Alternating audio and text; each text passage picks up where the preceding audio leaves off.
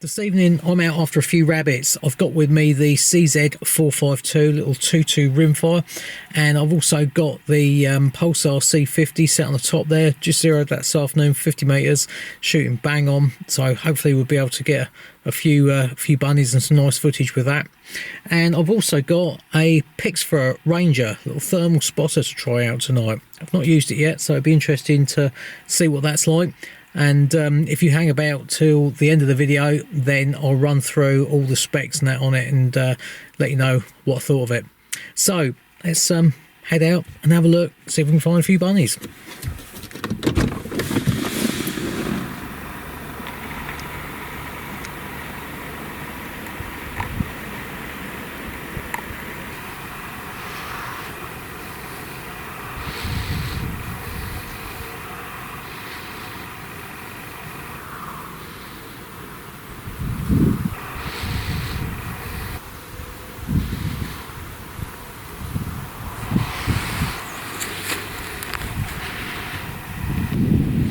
So what we've got here is the farmer's got a crop planted in the field just here.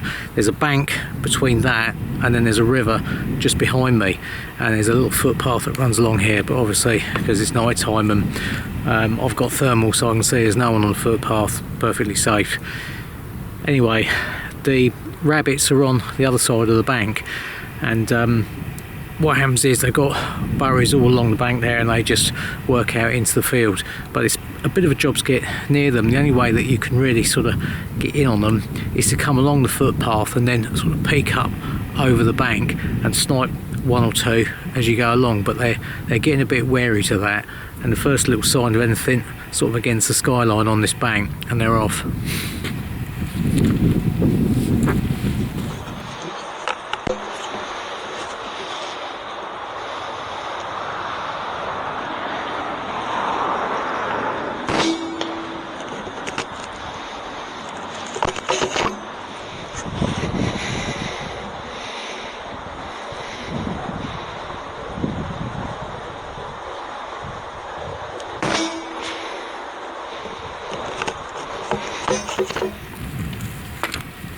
First bunny in the bag.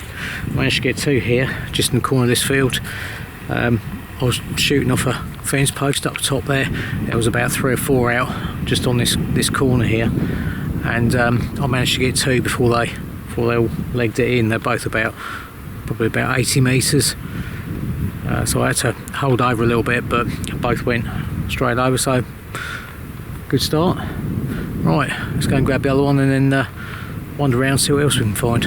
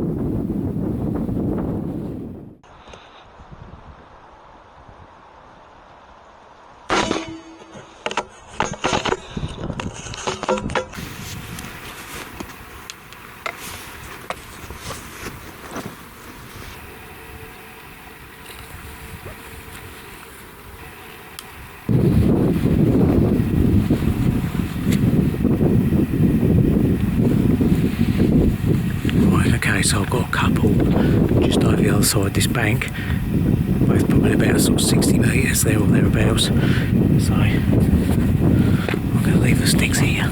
Let my bag and just sneak up over the top of this bank.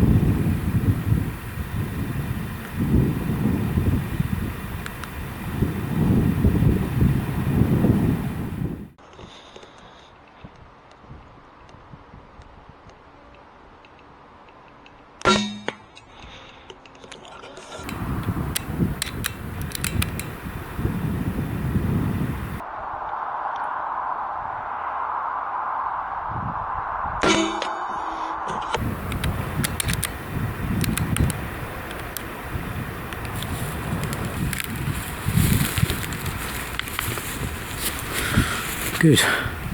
2 down. I'm going to leave them there and just walk on round a bit further along this footpath here behind this bank, and see if I can get a bit further down. So there's another 2 or 3 scattered out along that bank there, so hopefully knock over 1 or 2 more.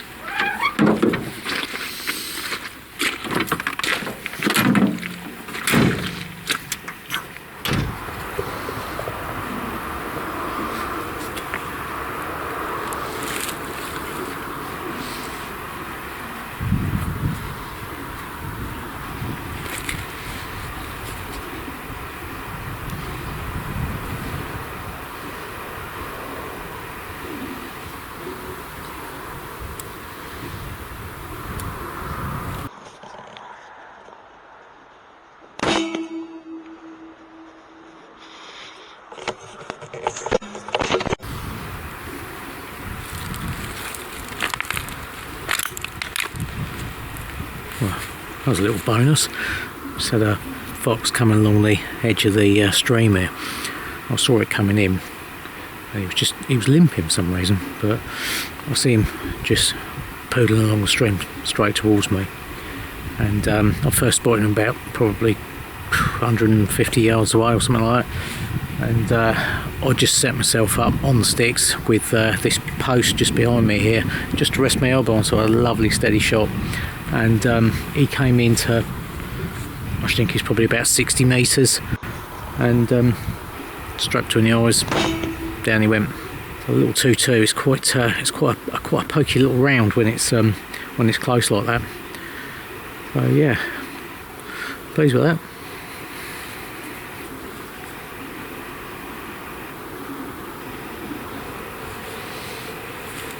Oh, let's go and pick him up.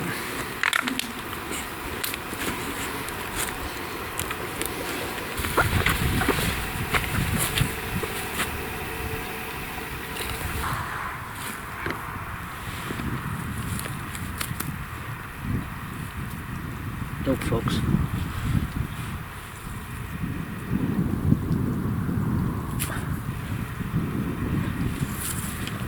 What a hefty fox that too. Nice brush on him. Lovely white tip. Right. Well, I think I'm going to call it an evening now on that note. That was a good one to round the evening off with. So 14 rabbits and a good sized dog fox there. But don't go anywhere, because I will just quickly run through the specs on the Pixfra thermal imager. Right, okay, so this is the Pixfra R635 Ranger. Now, this was a unit I was out with last night. First off, I have to point out, when I got back to the truck, I realised that the lens had actually built up a layer of condensation over it, so the footage that I got wasn't what I was hoping for, so I apologise for that. The unit is quite a bit sharper than what the image sort of showed. Now, the other thing to bear in mind is, with any of these sort of things, the image that you get through the unit and what you actually see when you play the footage back on a PC screen is quite a bit different. So it's a little bit like having your 4K HD massive screen TV, which looks great when you sit back on your sofa and you're watching whatever on there. The picture looks awesome, but when you walk right up to it, put your face against the screen, all you see is lots of little dots. Now, it's much the same with this. When you're looking through this unit, you're looking at a very small screen, and the pixels are a lot tighter together, so it generates a much better image than what you see when that's blown up much bigger on a PC screen. So do bear that in mind. So as you can see, I'm currently filming some sheep out in the field behind there. They're probably about 400 to 450 yards, the sheep that is, out there. These trees in front here, this one's probably about 100 yards, that one's probably about 150, and there's a trough just next to that. That's probably about 160, 170, and we've also got the farm buildings here, and there, I would think they will probably be about 500 yards. So that kind of gives you an idea of the sort of clarity and that you get from the unit. Right, let's have a little run through of the specs of this unit. So as you can see, it's just a very basic kind of design. This is an entry-level unit, so it hasn't got all the thrills that you might find on a unit costing sort of twice the price, such as Pulsar mergers or something like that. So you've got front focus on there, little rubber lens cap. First button you come to is the power button. The next one is the camera button. So the camera button records footage and images directly to a 32 gigabyte internal memory. Next one is your menu button, and then the back button there is your magnification. So just going back to the menu button, you've got a very straightforward menu setup to just scroll down through and alter the relevant thing that you want to change in the menu. It also does the colour palette, so you've got 6 different colour palettes, so you can swap through those different colours to whatever might suit your situation. I quite like the green actually on this. I thought that was quite a nice colour to use. Magnification, so you've got 2 times built-in magnification, and then you've got an 8 times digital zoom, which gives you just over 16 times total magnification. The sensor in this is a 640 by 512 12 micron sensor, which is a sub 30 with an f1 35mm lens. This gives you a detection range on man-sized objects out to 1800 metres and runs on a rechargeable inbuilt battery, which gives you around about 6.5 hours use, depending on the temperature. There's a little wheel on the side here so you can adjust the focus for your eye to the screen. And the other thing, which I've never seen on a thermal spotter before, is there's a little laser pointer built into this as well. And the press of the hold of the magnification button illuminates that little laser, and you can use that as a marker so that other people can see exactly where you're looking. So that could well be quite useful, perhaps if you've shot a deer or a fox or something and someone else is going out to pick that, then if you're standing from the firing point, you can point that laser onto the animal, and then it'll make it easier for whoever's with you to go and find. And that is pretty much the Pixfra Ranger R635 in a nutshell.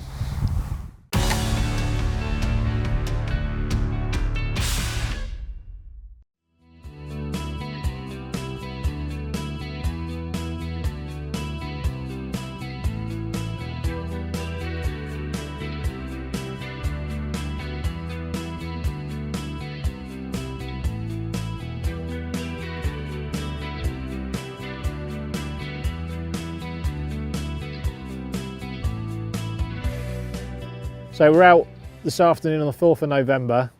The female deer started on the 1st of November in England and Wales.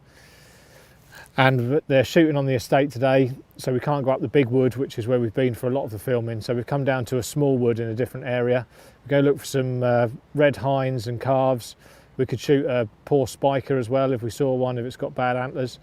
So we'll just wander over here and have a look round and hope the rain holds off a bit.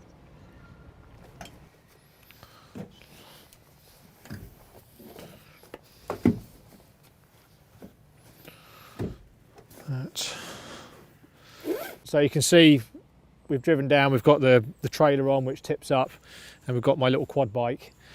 Obviously these red deer, they're not the sort of things that you can pull around easily on the flat, so hopefully have some luck. We'll be able to drive right up to the deer and just winch it on the trailer, but if not, we've got the quad to help get them out of the woods.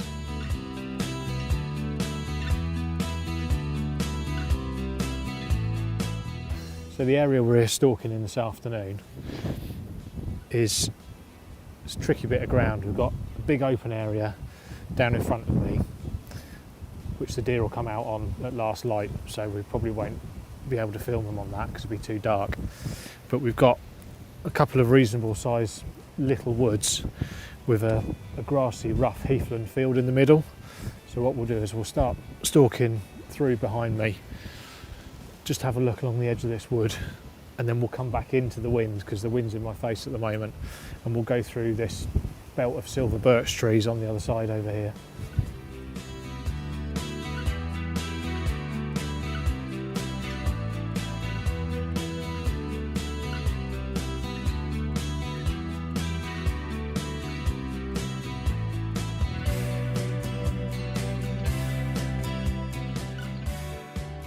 Just coming to the edge of this little bit of woodland. The wind's been a bit of a pig, so what we were going to do to start with, we've had to just change our plans. It's, in theory, the wind's going to be coming from my left to right, but it's actually coming more in my face, so I think we'll just skirt along the edge of this wood, just work our way around, see what the wind's doing as we go. We'll have a look on a little field in the middle of these two bits of wood that are here. And then depending on what we see, we can come back out and go in another part of the wood further round. There's some red deer moving about 200 metres in front of us through the wood. I don't think they've seen us, they're just moving around.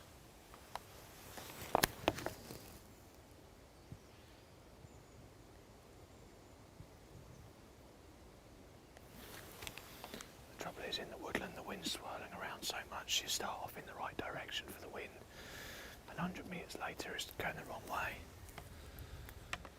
We'll just keep moving down slowly.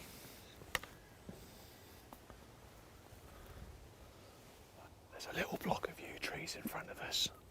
They quite often sit up under those, and there's a couple of muntjac I can see in the thermal, just mooching around under them.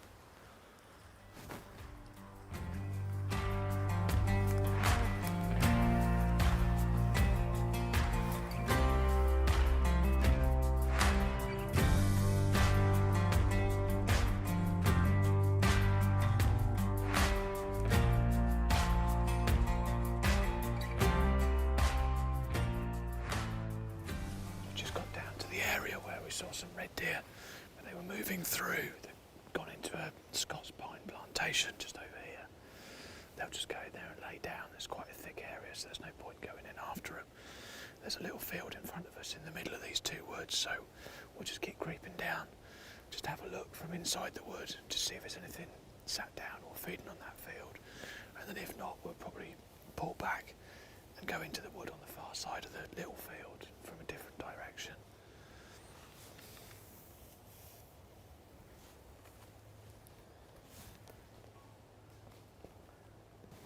So this is where the red deer were.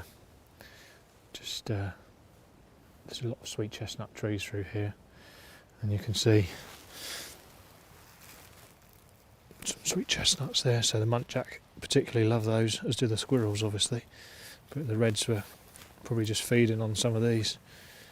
Some fresh deer droppings there. So we'll just keep going through and see if we can find anything else. There's 6 hinds and calves. They've just got up and started feeding again. Then there's a stag, there's like a 2-year-old stag, quite a nice one, so he's one to leave. And there's quite a nice spiker with just long straight antlers on him.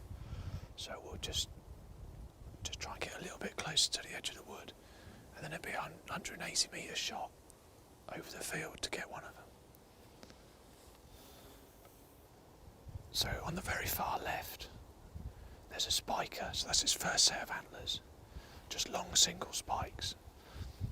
He's not a bad one, it's just an average spiker. Then the next one across is a 2-year-old stag. So that's his first set of proper antlers that have got individual points or tines on them. If you keep coming across to the right, just behind this oak branch that's blowing in front of us, there's 2 more spikers. They're quite good ones. They've both got multiple points on the top of their antlers. So that's a really good spiker. So that's his first set of antlers, and he's already got 6 points. So he's definitely one that we would leave. So if we had to shoot a spiker from that lot, we would take the one on the far left, which has just 2 single spikes. Because for a lot of deer managers, with the red deer, usually the more antler points it's got, the better it's considered. But you generally get 2 or 3 different varieties or different styles of antlers. You get ones that are quite narrow together, 12, 14 pointers, or you get ones that are quite wide apart with lots of multi-point.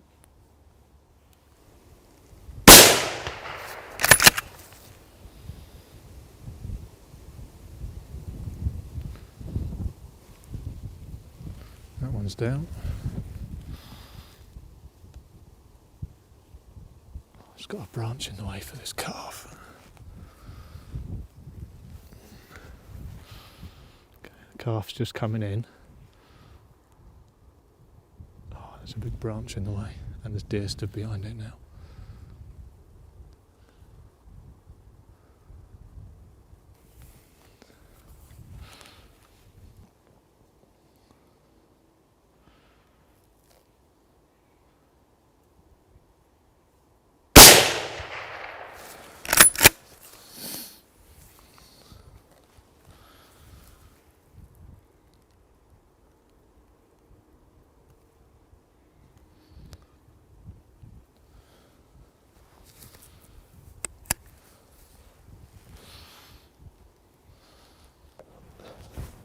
So, just got a couple of deer down. There was quite a few red deer there, some spikers and a young 2-year-old stag and some hinds and calves. And there was a particular small, poor calf in the group. So we just watched them for a bit, milling around, managed to work out which one was the mother. So we took that one first because they didn't know we were here. The other deer weren't going to be too spooked, so we took the mother first, sort of being fairly hopeful that the calf would hang around with it and get a shot on that. The problem was that I'd moved across to the right to give the camera guys a bit more of a better view of the deer. And sod's law, the calf came out into the field with the mother that had obviously fallen over and stood right behind the only branch that was blowing around. So we then had to wait, I don't know, it seemed like 2 or 3 minutes, but maybe it was only 30 seconds. But yeah, we had to wait to get a shot on it just before they all started to disappear into the bracken. So yeah, one hind down, one calf. We'll go and have a look, and that'll be it for now. It's getting 20 past 3, still fairly early, but you don't want to be shooting these reds in the woodlands in last light, because they can be a pain to find sometimes if they run off. So yeah, we'll go and have a look.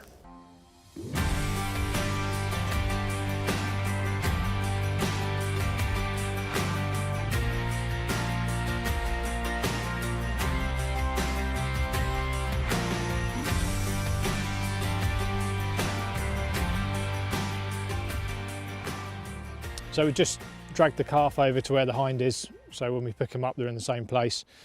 Good size hind, sort of early middle-aged animal. Shot was a little bit low in the chest. I was aiming a bit higher than that, so obviously just pushed forward as I shot a little bit. But she went down probably after running 50-60 metres, and then obviously we had to wait a bit longer to get a shot on her calf. So it's a little stag calf, not very good body size for a calf, and it probably not going to make a great spiker or a stag in the future, so good one to take out now. So you can see on the inside this hind's back legs some lovely little keds running around there, and a few ticks. It's not a bad amount of ticks for this area, it's quite a bad area for ticks. So the reds do carry a lot of ticks and keds on them. Which aren't too bad to handle when they're warm, but when they've been in the chiller for a few days, obviously the ticks can detach and then jump onto us if we're moving them around. So shot the calf in the front of the chest the way it was standing, and the bullets come out just in front of the stomach or guts on the other side, so hopefully that carcass will be fine still.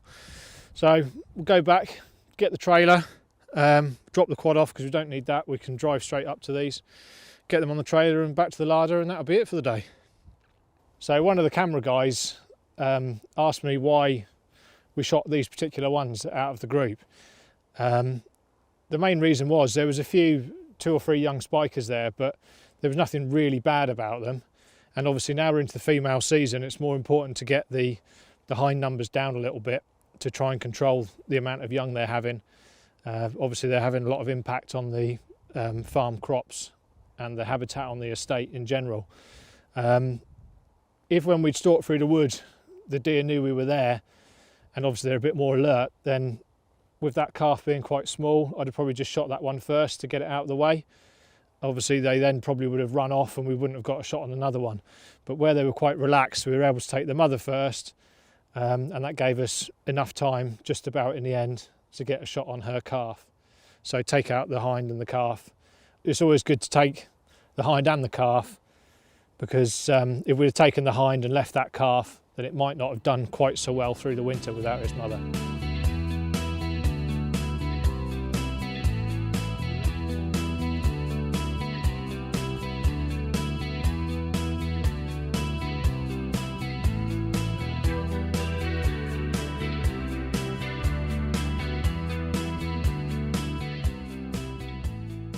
So we just got back to the deer. Obviously we dropped the quad off because we can drive straight up to them with the trailer, which makes it a lot easier obviously. Tip the trailer up, pull the winch out, get the hind on first, and obviously we can just manhandle the calf in the back. We shot these about 3:15. It's 5:15 now, back at the larder. Just gralloch both of them, so taking all the insides out, head and feet off. This little calf, all tagged up, weighs 31.5 kilos, and the mother 71 kilos. So both really healthy carcasses, going to go off to the game dealer and obviously be sold into the restaurant trade probably. Yeah, although this one's a bit small, there's nothing wrong with the carcass at all, it'd be really tender to eat. So yeah, productive afternoon, and they didn't run too far, easy to collect. Just the way we like it. If you aren't a member of Basque, it's time to join now. Basque, looking after your sport, looking after you.